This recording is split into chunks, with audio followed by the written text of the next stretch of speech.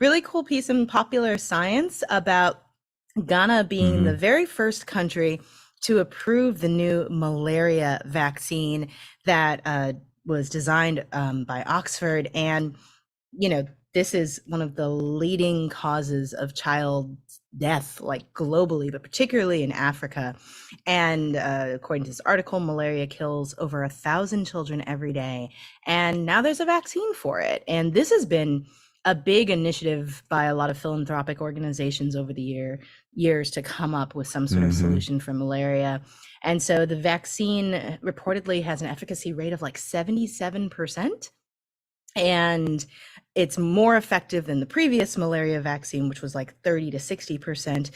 And it also says in this piece that late stage testing is underway in Burkina Faso, Kenya, Mali, and Tanzania. So I think that's very exciting and good news. Not so good news coming out of my beautiful home state of Missouri, which is not being so kind to our libraries. There is a rule that's been introduced by the Secretary of State that would block funding for libraries if they allow minors to access books that are deemed to be pornographic or labeled obscene under state statutes, which on its face sounds fine, but when it gets to sort of who gets to decide and what happens when you run into a lot of identity things. So the St. Louis Post-Dispatch reports, under the plan, Missouri's 160 local public libraries will have to adopt policies on the age appropriateness of literature. The original rule allowed anyone to be able to challenge access to books. A revised version says only a parent of a minor can challenge access. Obviously, the library associations think this is a terrible idea. There have been all these public comments against it. It seems that this rule has been kind of pushed through without as much public debate as there should have been. So, that's as is often happening. Oftentimes these days, you hear about things being pushed through without as much debate as there should be. That's just a generalized observation, Yeah. Definitely seems that way. Okay, I've got two, one of which is wild, the other one which is also wild, but in a totally different way. From Politico today, a story, the first paragraph of which reads as this. The official in charge of a secretive Pentagon effort to investigate unexplained aerial incursions has co-authored an academic paper that presents an out-of-this-world theory. Recent objects could actually be alien probes from a mothership sent to study Earth. In a draft paper dated March the 7th, Sean Kirkpatrick, head of the Pentagon's All-Domain Anomaly Resolution Office, and Harvard professor Avi Loeb teamed up to write that the objects, which appear to defy all physics, could, quote, be probes from an extraterrestrial parent craft. Number one, that's amazingly cool. Number two, it's remarkable that a senior Pentagon official is talking about this openly. And number three, oh my God, sweet meteor of death. They're coming for us. I mean, right? I mean, come on. Maybe they'll have a solution to our gun problem. maybe they will. Maybe they will. Take it from but it's literally crazy. Anywhere at this point. But look, so the paper explains that the interstellar objects, such as the cigar-shaped Oumuamua that scientists spotted flying through the galaxy in 2017, quote, could potentially be a parent craft that releases many small probes during a close passage to Earth. I mean, we see movies about this stuff. It's craziness. It's wild. Also super cool. Anyway, we're the only ones out here. It'd be a waste of space. That's right. We are so not the only ones out there. You simply can't be. Exactly. Number two, speaking of space and people in not space, but small letter S space. Story in the Wall Street Journal today pointing out that the United Nations figures that just about now, demographers say, India could be passing China to be the world's most populous country. India's population is expected to reach 1.429 billion by the end of the year. China will fall to second place with 1.426 billion people. That's extraordinary for a whole lot of reasons, right? Balance of power, economic power, pop culture power, you name it. Here's the thing that struck me in this, and I realize as a history geek, this appeals to me more than anybody else probably, but China has been the most populous country in the world since 1750. 300 years. What was it before that? And now, I don't know. We can probably look maybe that like up. Russia or something. Or the Soviet Union. somebody. Anyway. Yeah. Anyway, so that's just cool. And it's a story in the Wall Street Journal, and we'll put it on the show page because it's really interesting. Also, China is going to top out, they figure, India is going to top out, they figure, at 1.7 billion people in the year 2063. That's a lot of people. Yeah. But here's what this means, right? This means that the geopolitical center of gravity, right? If you figure the United States and most of the West will, certainly not rise as fast and may even stagnate a bit, right? The geopolitical locus shifts now to the global South. It shifts to South Asia, right? And those countries become all the more important in the global dialogue. It's really interesting and really significant. And there's a PhD thesis to be written. That's what I was just thinking. There's so many interesting threads of that to explore in terms of what it means to be that player on the global stage, Right. No, and totally right. It'll also be fascinating given the system of government that China has versus the system of government, which is technically a democracy in India, and for so long, there's been this narrative that China maintains its position of power and controls this massive population with, its form of authoritarian government. And that's the only way you can do it. And India is not that. No. Yeah. So anyway, fascinating. Cool. Okie dokie. That does it for the news fix. We are going to take a break. And when we come back from said break, we're going to play a round of half full, half empty.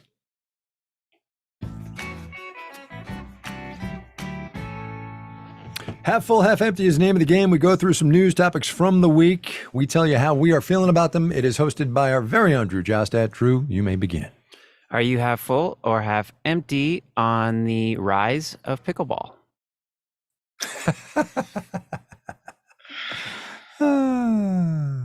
Yes, deep sigh. I'm a little afraid to answer this question. I know a lot of people who are very passionately in favor of pickleball, so I'm just going to say half full for my own safety. There you go. That's fair.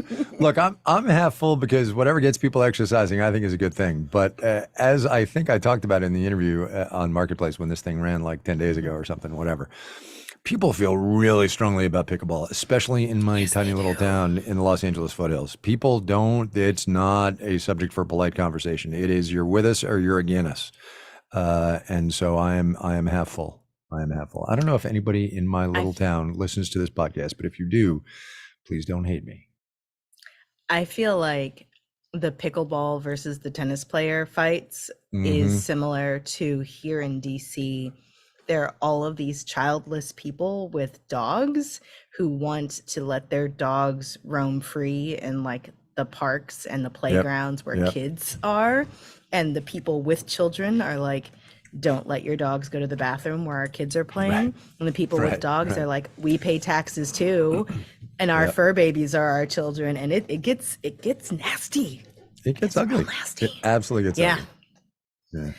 All right. Drew. What is next? Half full or half empty on Substack notes? Oh, interesting.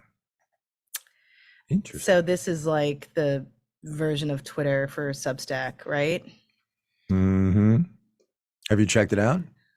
I have not. I never really got into Substack. I've been trying to do more on Mastodon and be a bit more present there because Twitter is effectively useless for me now. I can't find anything, and I spend all of my time sorting through the trolly and spammy posts.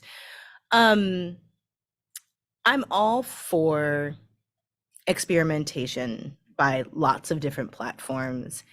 I'm a little bummed that there doesn't seem to be a global town hall anymore, although I guess I shouldn't say that because it was never a truly global town hall. It was a town hall for some.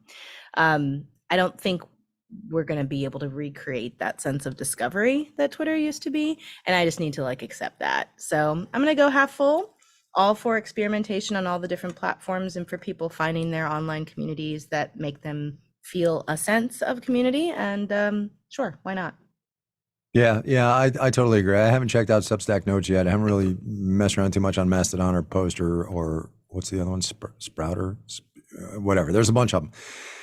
But Twitter is no longer useful. and Yeah. I could justify the time suck nature of it, right? Because you get lost, you're scrolling through your Twitter feed, provided I got some benefit out of it, and I don't really get anything out of it anymore. So, yeah. Yeah.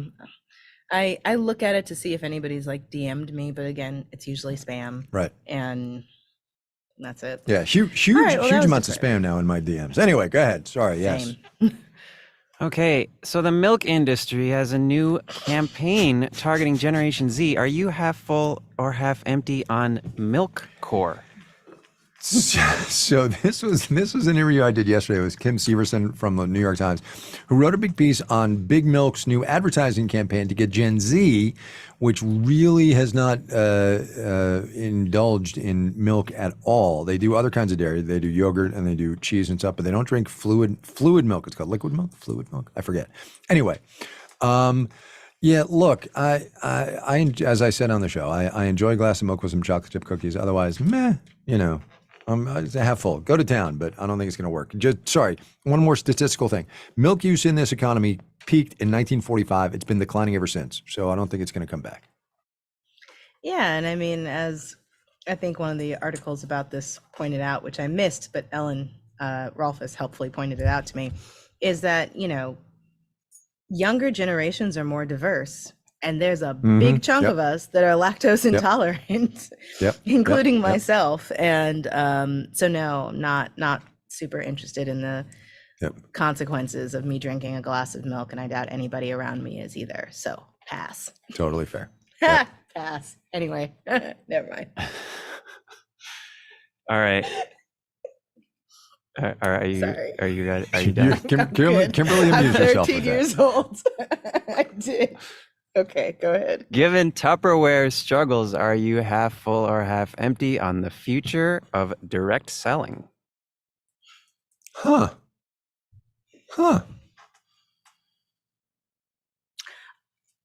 I was really surprised by the story that Tupperware is like basically on its last legs and not sure if they can keep their business going, because it just feels like such a bastion of Americana, this is just part of the American identity, is like your little Tupperware containers, and who's that person who has a nice Tupperware containers, and who's the person who takes a Tupperware container and doesn't return it, or like which Tupperware containers you can put in the microwave and which ones you can't, and who you're willing to like take your good Tupperware over to because they'll actually clean it properly and give it back, versus who you give your already burned and stained got some Tupperware to issues, my because- friend. This is a very long list of specific grievances about Tupperware, but please go on. Because there are some people who, like, if you're going over to their house, you will bring your nice Tupperware or Tupperware-esque containers because you know that they will wash them very nicely and give them back. But then there's other people who you're like, I may never see this again. Or if Name I some do. damn names. Kimberly, come on, call them out. I will not. And you might, they'll, bring the dish in the Tupperware. It's a little bit stained. It might have some of those little bubbles from you putting in the microwave too long. But anyway, and get all that plastic leaching in there if you don't have the fancy glass ones. I got nothing to add. We're gonna let that rant by Kimberly Adams stand as the make me smart position on Tupperware. Whew, that was a doozy. Direct selling, half empty. I don't think it's a sustainable model in our current economy. Yeah, totally. I agree with that. Oh my Lord, that was pretty funny. All right. Half full or half empty on cat curfews? I don't know what those are. Oh, I saw this story. Of course I did, because I'm a cat person. Of course. I guess it's in Australia, right, Drew? Yeah. Okay. In Australia, I guess, because cats are like nature's apex predator, and feral cats and also house cats running wild, they decimate songbirds and all sorts of other native species. In Australia and in a lot of communities, they're trying to convince people to keep their cats indoors or not to let them out without leashes so that they can, save their native animal population. And if you have ever tried to put a cat on a leash, you will understand, unless it has been trained to be on a leash. And remember the little kitten I was babysitting, kitten sitting a while back, Yuki? Yuki is trained to be on a leash now. Yuki is giant now, by the way. Wow. And Yuki walks on a leash. Jasper does not walk on a leash. Most of the cats I've ever encountered do not love the leash. But yeah, it's not an easy thing to do. So for this generation of cats, I'm going to say half empty, and maybe future cats, possibly. Fair enough. I'll go with that one too. Whatever Kimberly said goes. Do you not have cats at all? So you know what's funny is I grew up as a cat person. We had cats in the house when I was growing up. And then I went to college and got married and yada, yada. And probably when the big boys were like 8 or 9, we got a dog, and I'm a hard convert to dogs. Hard convert. Yeah. When I dogs left home for college and my other adventures afterwards, my dad encouraged me to get cats because I was not always staying in the nicest of places in my various travels throughout the New York and DC and the world and various places, and you can really keep your rodent and insect problem under control if you have a cat. that took a turn. I didn't see that coming. Oh, really? You didn't know that's where it was going? No, yeah, he was just like, didn't see that coming. If you're going to be living in these not so nice places, get a cat. That will help. That's pretty and funny. It did. Sensible dad. It did. Sensible dad. Yeah. Man. All right, that is it for us today. We are going to be back next week. For those of us who missed us on the live stream, we will have today's podcast posted on YouTube as a video. Yes, later on. And before you start your weekend, we would appreciate your help with our efforts to win a Webby Award in the business category. We are now in second place for the best business podcast, and you can help us win by going to marketplace.org/votemms. We'll also include a link in our show notes. And as always, we would really appreciate your support.